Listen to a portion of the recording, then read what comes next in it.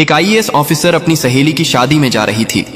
उसने आम लड़की की तरह कपड़े पहने हुए थे, ना कोई सरकारी गाड़ी ना कोई सुरक्षा, बस एक आम लड़की की तरह मोटरसाइकिल चला रही थी। जब वह रणनगर शहर के पास पहुंची तो आगे एक पुलिस चेक पोस्ट दिखाई दिया। वहां 3-4 पुलिसकर्मी चेक पोस्ट के बाहर सड़क पर खड़े थे। उनके बीच में इंस्पेक्टर रुद्रभान सिंह अपनी वर्दी में खड़ा था। उसने हाथ में लाठी उठाकर लड़की को रुकने का इशारा किया। लड़की ने मोटरसाइकिल सड़क से किनारे लगाई और खड़ी हो गई। इंस्पेक्टर ने सख्त आवाज में पूछा, कहां जा रही हो? लड़की ने बहुत शांत स्वर में जवाब दिया, एक सहेली की शादी है, वहीं जा रही हूं।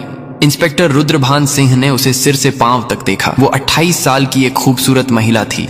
नाम था प्रिया शर्मा। फिर वो हंसते हुए बोला, अच्छा, सहेली की शादी में खाना खाने जा रही हो, लेकिन हेलमेट क्या तुम्हारे बाप ने पहनना है?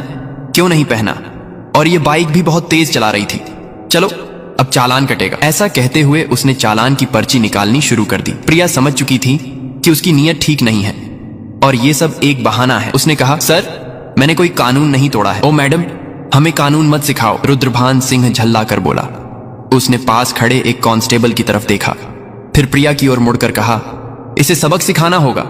अचानक इंस्पेक्टर ने जोर से एक थप्पड़ मारा प्रिया के गाल पर। बहुत सवाल कर रही है, जब पुलिस कुछ कहे तो चुपचाप मान लेना चाहिए। प्रिया का सिर एक पल के लिए घूम गया, लेकिन उसने खुद को संभाल लिया। उसकी आंखों में गुस्सा साफ झलक रहा था। इंस्पेक्टर हंसते हुए बोला, अब भी इसकी आंखों में घमंड है। ऐसे कितनों को ठीक कर चुका हूं, इसे अच्छी तरह से सबक सिखाना होगा। एक कांस्टेबल आगे आया और बोला, सर, इसे थाने ले चलते हैं, वहीं इसका इलाज होगा, तब समझेगी कि पुलिस से कैसे बात की जाती है। फिर एक और कांस्टेबल ने प्रिया का हाथ पकड़कर खींचते हुए कहा, चलो गाड़ी में बैठो।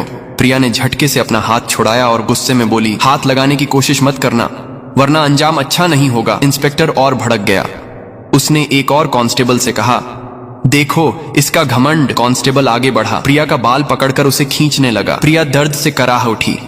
फिर भी उसने अब तक अपनी असली पहचान नहीं बताई थी। वह देखना चाहती थी कि यह लोग कितनी नीचता तक जा सकते हैं। इसी बीच एक पुलिसकर्मी ने गुस्से में उसकी बाइक पर लाठी मार दी और ऊंची आवाज में बोला, बड़ी आई साधु बनने वाली, अब तुझे खिलौना बनाकर खेलेंगे। प्रिया अब अच्छे से समझ चुकी थी कि उसके साथ क्या होने वाला है और यह लोग कितना नीचे गिर सकते हैं। इंस्पेक्टर की आंखों में गुस्सा भरा था।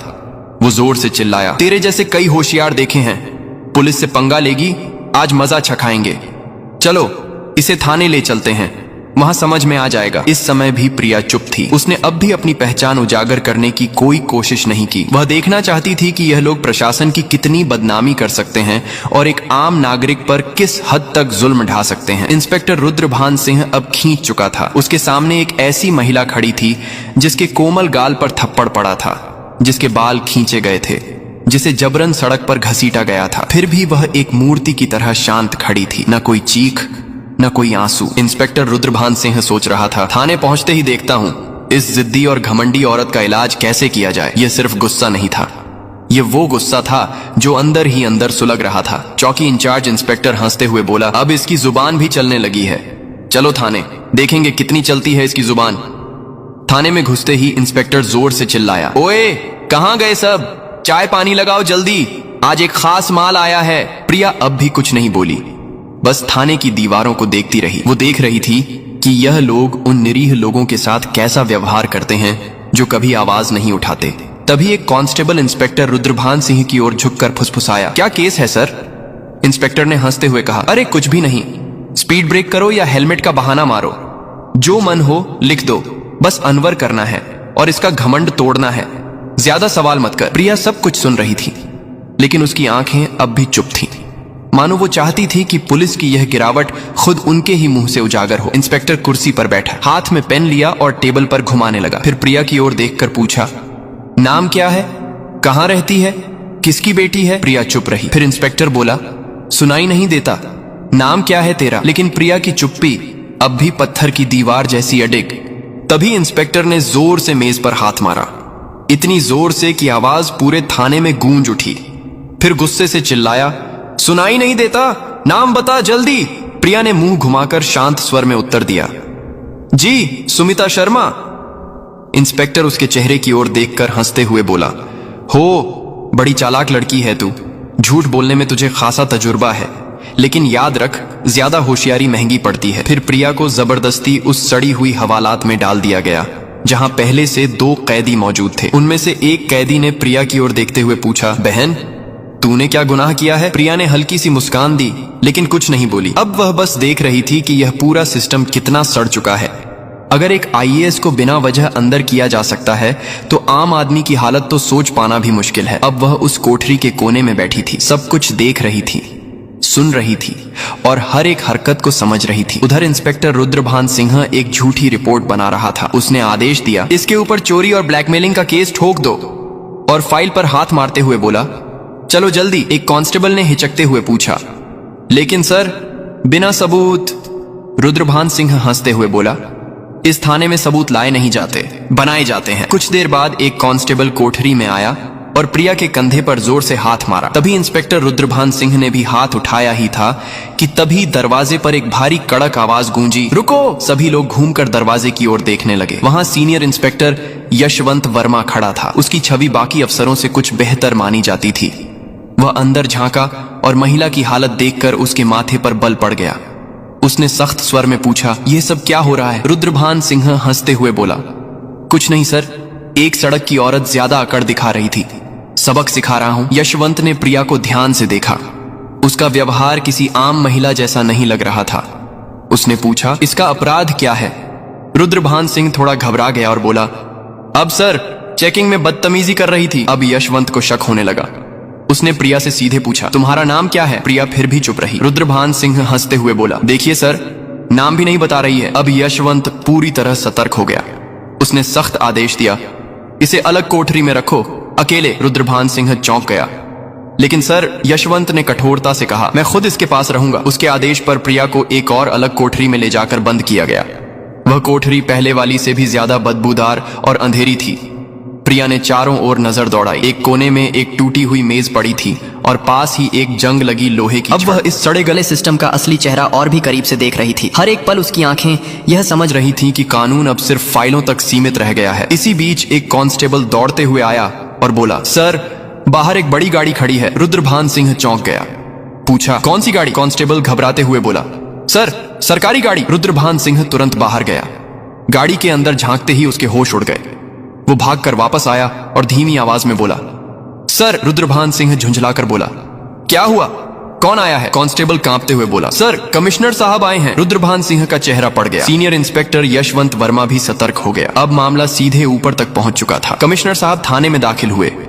उनकी आंखों में गुस्सा साफ झलक रहा था। उन्होंने रुद्रभान सिंह की ओर देखकर सख्त स्वर में पूछा, इंस्पेक्टर रुद्रभान सिंह, ये क्या तमाशा चल रहा है यहाँ? रुद्रभान सिंह घबरा गया और बोला, कुछ नहीं सर, एक छोटा सा केस है बस। कमिश्नर साहब ने टेबल से फाइल उठाई और ध्यान से पढ़ने लगे। उनके माथे पर शिकन आ गई। फिर वह कोठरी की तरफ झांके और बोले, ये कौन है? रुद्रभान सिंह तुरंत बोला, सर इस महिला पर 420 और धोखाधड़ी का केस है। कमिश्नर ने सीधा सवाल किया, तुम्हारे पास सबूत है? दोबारा बोले, कोई भी सबूत है तुम्हारे पास? अब रुद्रभान सिंह पूरी तरह फंस चुका था। कमिश्नर साहब ने सीधे महिला की ओर देखा और पूछा, तुम्हारा नाम क्या है?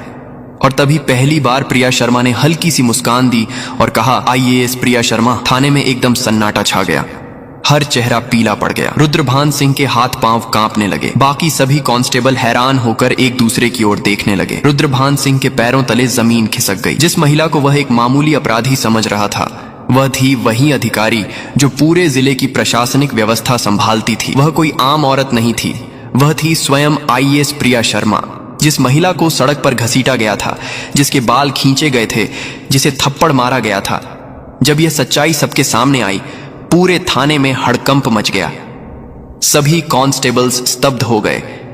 कमिश्नर साहब ने तेज गुस्से से भरी नजर से इंस्पेक्टर रुद्रभान सिंह की ओर देखा और गरजते हुए बोले, रुद्रभान सिंह, तुझमें इतनी हिम्मत आई कैसे कि तू एक सीनियर ऑफिसर पर झूठा आरोप लगाने की जरूरत कर बैठा? रुद्रभान सिंह कुछ बोलने की कोशिश कर ही रहा था कि तभी पास में खड़े सीनियर इंस्पेक्टर यशवंत वर्मा जोर से बोले, सर मैंने पहले ही कहा था कि यहाँ कुछ न कुछ गड़बड़ है। अब रुद्रभान सिंह पूरी तरह अकेला पड़ चुका था। तभी पहली बार प्रिया शर्मा ने अपनी शांत लेकिन दृढ़ आवाज में सीधा फैसला सुना दिया, रुद्रभान सिंह, अब तेरी नौकरी गई, तेरा सस्पेंशन पक्का और तेरे खिलाफ अब केस भी चलेगा। ये सुनते ही रुद्रभान सिंह का चेहरा जैसे सफेद पड़ गया।